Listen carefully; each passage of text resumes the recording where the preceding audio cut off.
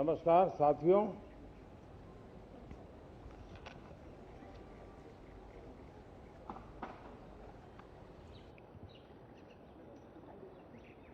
शीतकालीन सत्र है और माहौल भी शीत ही रहेगा।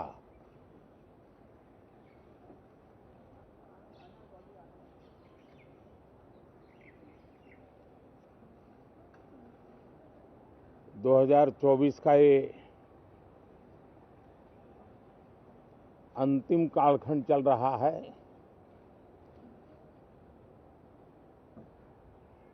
देश पूरे उमंग और उत्साह के साथ 2025 के स्वागत की तैयारी में भी लगा हुआ है। साथियों, संसद का ये सत्र अनेक प्रकार से विशेष है और सबसे बड़ी बात है हमारे संविधान के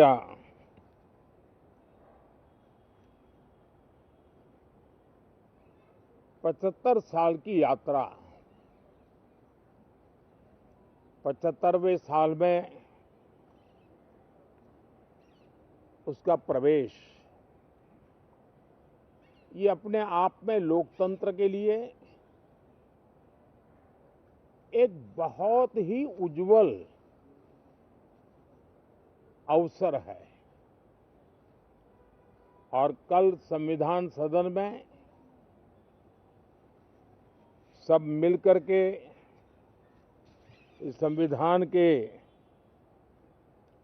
75वें वर्ष की उसके उत्सव की मिलकर के शुरुआत करेंगे।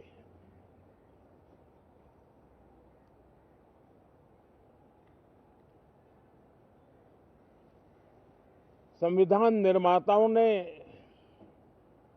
संविधान निर्माण करते समय एक एक बिंदु पर बहुत विस्तार से बहस की है और तब जाकर के ऐसा उत्तम दस्तावेज हमें प्राप्त हुआ है। और उसकी एक महत्वपूर्ण इकाई है हमारी संसद। हमारे सांसद भी और हमारी संसद भी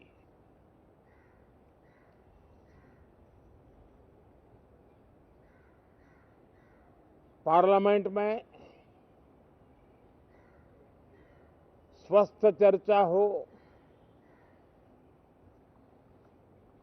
ज्यादा से ज्यादा लोग चर्चा में अपना योगदान दें। दुर्भाग्य से कुछ लोगों ने अपने राजनीतिक स्वार्थ के लिए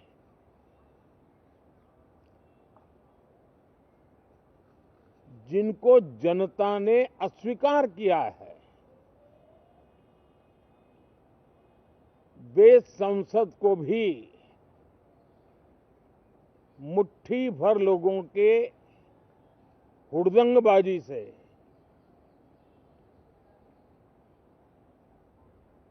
कंट्रोल करने का लगातार प्रयास कर रहे हैं। उनका अपना मकसद तो संसद की गतिविधि को रोकने से ज्यादा सफल नहीं होता है और देश की जनता उनके सारे व्यवहारों को काउंट करती है और जब समय आता है तो सजा भी देती है। लेकिन सबसे ज्यादा पीड़ा की बात यह है कि जो नए सांसद होते हैं, नए विचार, नई ऊर्जा लेकर के आते हैं और ये किसी एक दल में नहीं, सभी दल में आते हैं। उनके अधिकारों को कुछ लोग दबोच देते हैं। सदन में बोलने का उनको अवसर तक नहीं मिलता है। लोकतांत्रिक परंपरा में हर पीढ़ी का काम है आने वाली पीढ़ियों को तैयार करे, लेकिन 80-80, 90-90 बार जनता ने जिनको लगातार नकार दिया है, वे न संसद में चर्चा होने देते हैं, न लोकतंत्र की भावना का सम्मान करते हैं, न ही वह लोगों की आकांक्षाओं का कोई महत्व समझते हैं, उनका उसके प्रति कोई दायित्व है वो कोई समझ पाते हैं। और उसका परिणाम है वो जनता की उम्मीदों पर कभी भी खरे नहीं उतरते हैं और परिणाम स्वरूप जनता को बार बार उनको रिजेक्ट करना पड़ रहा है। साथियों, ये सदन लोकतंत्र की 2024 के पार्लियामेंट के चुनाव के बाद देश की जनता को अपने अपने राज्यों में कुछ स्थानों पर अपनी भावना, अपने विचार, अपनी अपेक्षाएं प्रकट करने का अवसर मिला है। उसमें भी 2024 के लोकसभा के चुनाव के नतीजों को और अधिक ताकत दी गई है राज्यों के द्वारा, और अधिक बल प्रदान किया गया है, और अधिक समर्थन का व्याप बढ़ा है। और लोकतंत्र की ये शर्त है कि हम जनता जनार्दन की भावनाओं का आदर करें, उनकी आशा अपेक्षाओं पर खरा उतरने के लिए दिन रात मेहनत करें। मैं बार बार खास करके विपक्ष के साथियों से आग्रह करता रहा हूं, और कुछ विपक्ष बहुत जिम्मेदारी से व्यवहार करते भी हैं। उनकी भी इच्छा रहती है कि सदन में सुचारू रूप से काम हो, लेकिन लगातार जिनको जनता ने नकार दिया है, वे अपने साथियों की बात को भी दबोच देते थे, उनकी भावनाओं का भी अनादर करते हैं, लोकतंत्र की भावनाओं का अनादर करते हैं। मैं आशा करता हूं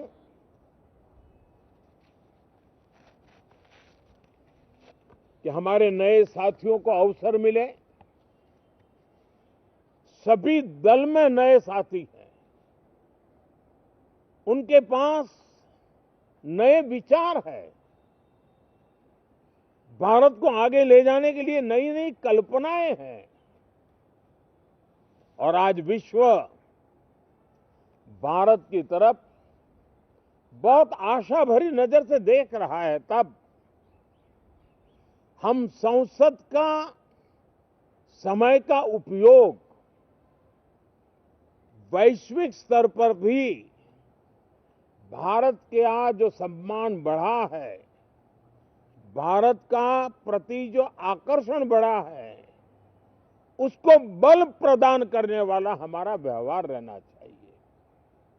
विश्व के अंदर भारत को ऐसे अवसर बहुत कम मिलते हैं जो आज मिला है, और भारत की संसद से वो संदेश भी जाना चाहिए कि भारत के मतदाता उनका लोकतंत्र के प्रति समर्पण, उनका संविधान के प्रति समर्पण,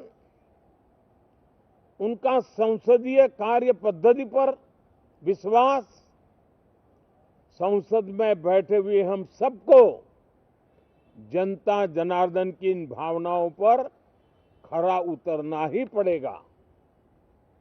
और समय की मांग है,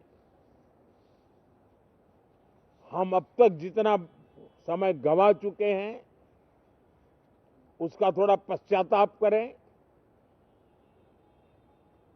और उसका परिमार्जन करने का उपाय यही है कि हम बहुत ही तंदुरुस्त तरीके से हर विषय के अनेक पहलुओं को संसद भवन में हम उजागर करें। आने वाली पीढ़ियां भी पढ़ेगी उसको, उसमें से प्रेरणा लेगी।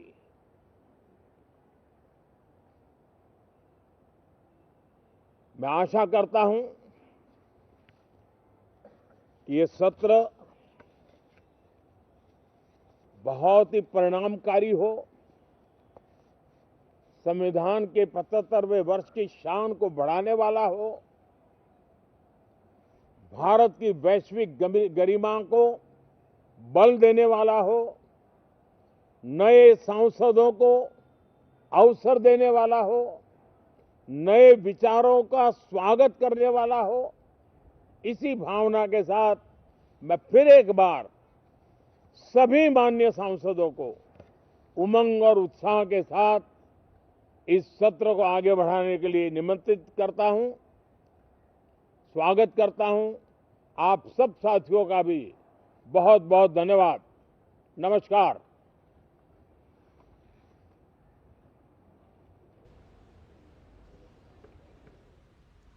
तो संसद भवन परिसर से आप प्रधानमंत्री नरेंद्र मोदी को सुन रहे थे। उन्होंने कहा कि शीतकालीन सत्र है तो उम्मीद करते हैं कि माहौल भी शीतकालीन रहेगा। उन्होंने संविधान के 75 वर्ष की यात्रा का जिक्र किया। साथ ही साथ उन्होंने कहा कि लोकतांत्रिक प्रक्रिया में हर पीढ़ी का काम है कि वो आने वाली पीढ़ी